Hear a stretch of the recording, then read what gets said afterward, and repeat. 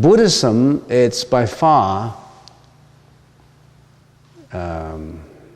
upheld by many, many scholars to be the most precious treasure of philosophy on earth. Why do we say that? Because it has the most literature.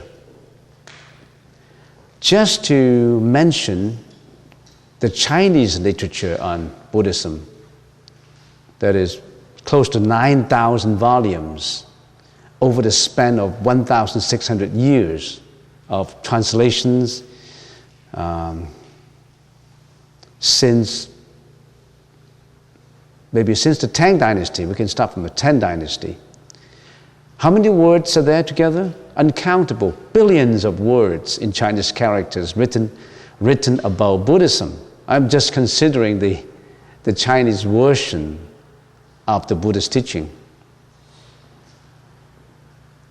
If one lives up to 100 years of your lifetime, one can only maybe read a few of those sutras and Abhidharma sutras. And since about 200 years ago, many translations have been made of many other foreign countries other than Chinese. English, French, Italian, German, especially German. Germany was one of the most forefront in trying to understand Buddhism through translations. Why? In Europe, why? Because Germany somehow within the past, or maybe 150 years ago, or 200 years ago, they seem to have the most archaeologists in their country. And they went abroad to India, to Asia, to Sri Lanka, to Burma, for excavation of relics of human civilization. And what did they find? What did they find? They found old sutras among the heaps of materials that they excavate from caves, from underneath the earth crust. Maybe not underneath the earth's surface. So, if you're a first-time comers and you're thinking about, I want to understand something about Buddhism, I'm interested in it, and it takes more than just one session. When we talk about Buddhism, our intention is not to convert. Conversion is forceful. Conversion is one-sided. It has to be mutual. You have to first understand the objective of meditation first, maybe. Let's restrict our thinking. But am I not talking about the 9 stages of development? Maybe I'll leave that to beginner's session, as you suggested. Maybe somehow we should have beginner's session. Otherwise, I'm always going back to the origin, to the. Let's have a review on the 9 stages of mental development. And of course, the first one is mental placement. How do you place mentally your mind inside the mental placement? That's mental placement is extremely important. Talking about mental placement, there's something that I should review again. When we're talking about mind and gearing our mind inwards, what are we talking about? We have to understand our consciousness. How does our consciousness work? How does a consciousness arise? The other day, on the first Chinese New Year, I was distributing apples and oranges out to visitors in the first hour after midnight. And there was a Caucasian member who said, I said, here's an apple and some apple and oranges, wishings for blessings, auspiciousness, good health. And then he said, where does blessings come from? Why, I was in a hurry distributing. It was asking me a metaphysical question, a philosophy question. Where does blessings come from? I said, blessings come from the mind. Where does the mind come from? I said, the mind comes from some consciousness. And then they sort of hesitated and they left. Consciousness, how does your consciousness, do you understand your own consciousness? How does a consciousness arise? If you study psychology, probably you know something about it. In psychology, we're talking about 3 kinds of consciousnesses. The outer level consciousness, and then the subconsciousness, and there's also the super consciousness. How does accrued consciousness arise? Why are we talking about consciousness? Are we not conscious? Maybe you are not. If you're not conscious, it's not right. You have to be conscious. If you're not conscious, you don't know what I'm talking about. Say if you're fainted, or if you're in a coma, or if you don't pay attention to me, you don't know what I'm talking about. Because your consciousness does not arise in listening to me. When you're eating something, if your mind is dreaming away, you don't know how it tastes. You're eating, but you don't know how it tastes because your mind is somewhere else. Maybe you're grief-stricken. Maybe you're too happy, you're too joyful. You don't know what you're eating. You could be eating on a hamburger and you don't know what it tastes. You just spontaneously eating it. You're not paying. Your consciousness of tasting does not arise. You could be seeing without consciousness of seeing because you don't notice what you're seeing. The same applies to listening. So how does a consciousness arise? The Buddha said there are 5 general mental formations when a consciousness arises. The first one, for example, if my eyes look at something, then my eyes, first of all, have to pay attention to that object. So my eye, my sensual organ, my eye organ, view an object. So my eye can view, and that object is being viewed. This is a can, and that's being. So this being view, and in this process of my eye viewing and an object being viewed, the visual consciousnesses arise. If I pay attention, there's an attention in there. But before that, you have to first of all pay attention, and then secondly, my sense organ has to be in contact with the view. So the first one is attention, the second one is contact. It has to have contact. So there's an object of being viewed. There's an object. There must be an object. And then we have attention, we have contact, and then we also have a perception. That means that contact is just crude, and if that contact touches the object, it's perceived by the eye. Another level is a closer level, is catching the object, contacting it, and perceiving it, absorbing it. But your eyes perceive is only a crude consciousness. It has to be conceptualized in your mind.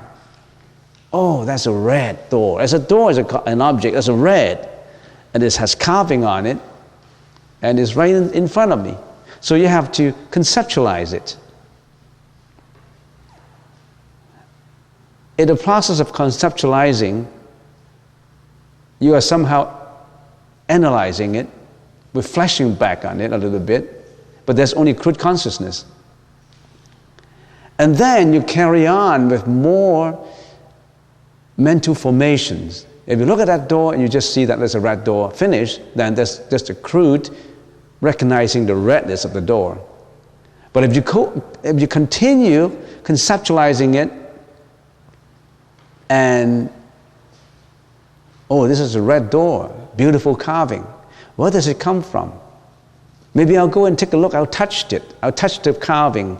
I'll see how red it is. Is it painted? Is it wood? Is it fiber? Is it plastic? What does it make of? So all this attention, contact, perception, and conceptualization drives you to go and touch it. That's volition. You perform action after the consciousness arises. So in other words, just a general mental formation of seeing something, do you realize how much is involved in that? How much is involved in your sensual organs? I don't have to tell you how the ears work, how my tongue, my taste consciousness works, and how my smell consciousness works, and how about touch consciousness, tactile optic touch consciousness work. And why do we talk about all these? Do you know why we talk about all these? Who are you? You are made up of what? Who am I? What am I made up of? A bunch of flesh? I'm made up of my body and mind. And everything I speak, everything I perform, how I behave is from my body and mind. Don't you have to understand your body and mind better? Now, when I see that door, or maybe give another example, not just a door, when I see something, or I always use an example, when a man sees a woman, of course there's attention, right? The first sight is an attention. And there's a contact, your eye contact. And then there's a perception.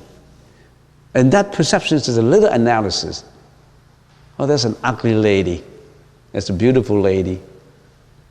And then there's also a conceptualization. Nice looking, whatever. And then there's volitions. You strike up an acquaintance. And then you carry forward, volitionally, carry forward an action. And it may wind up in an encounter that is not justifiable. I don't know, whatever it happens. So all these things, all this volitional action, all this speech, everything arises out from your consciousness and it drives you to do something.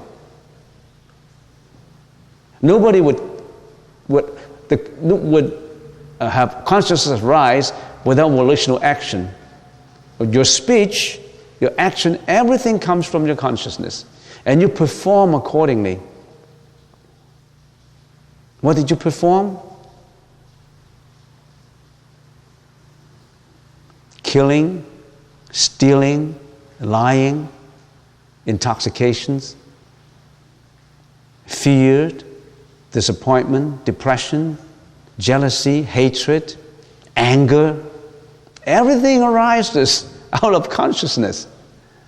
And you perform accordingly. And you think after you perform those things, it's okay. Nothing happened. Your consciousness drives you to do something, to speak about something, and then nothing will happen. A lot of things happen.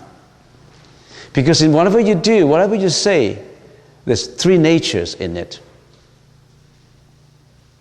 A good, let's use simple English. Good nature, bad nature, and indifferent nature. Everything you do is of a bad nature. It brings out karma. It has karma in it. You can't get away with it. It's karma. If you hit someone, for example, on the street because somebody infuriates you, you hit something, you hurt someone, you think you can get away with it. Apparently, if the police comes up, you will be charged for assault. You can see the result right away. There's a consequence in it.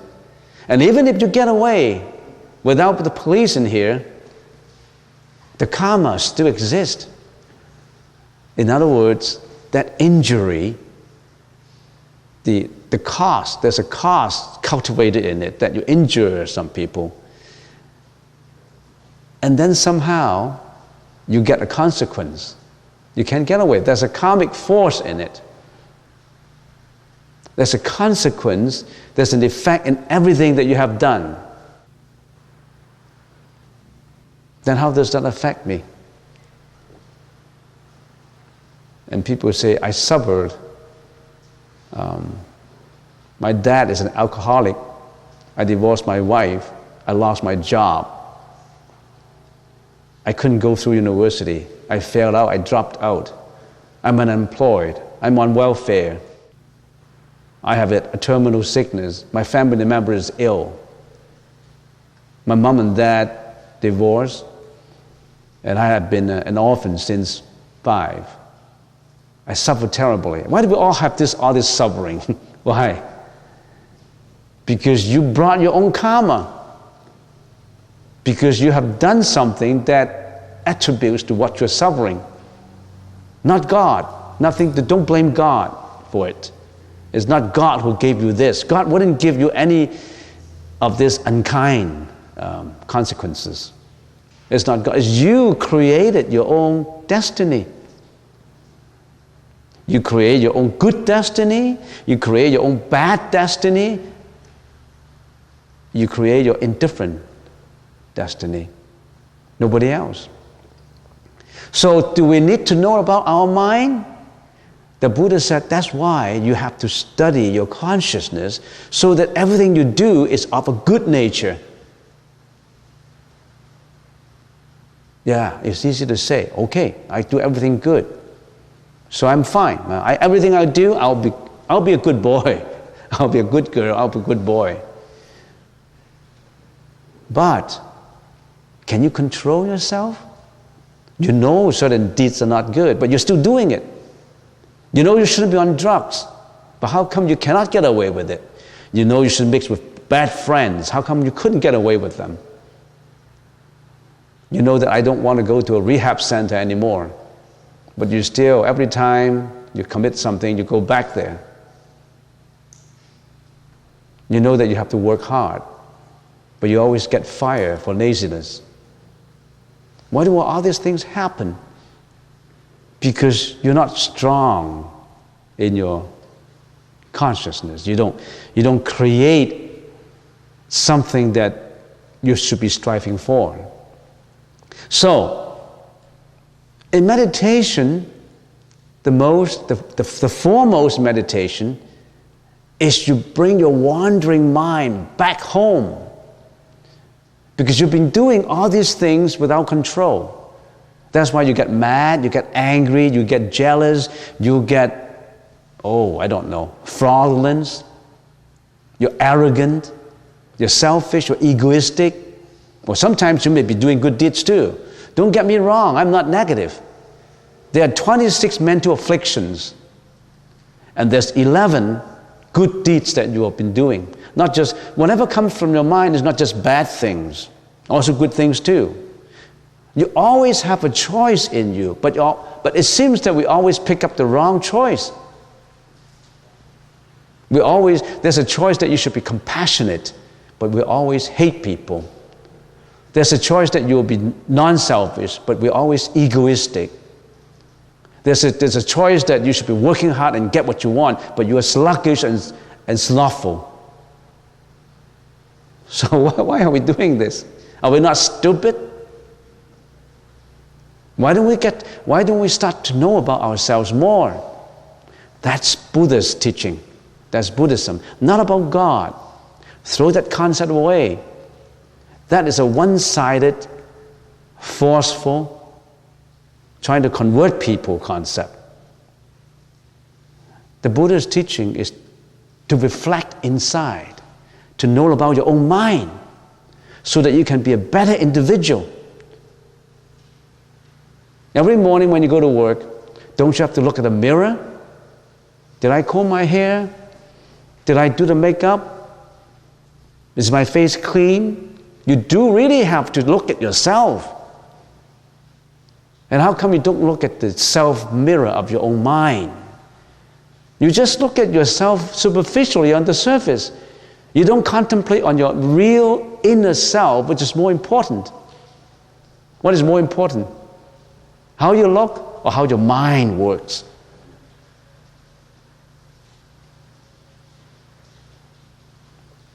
You want to have the good looks, you have to have a good mind. Your mind must be beautiful in order that you look beautiful.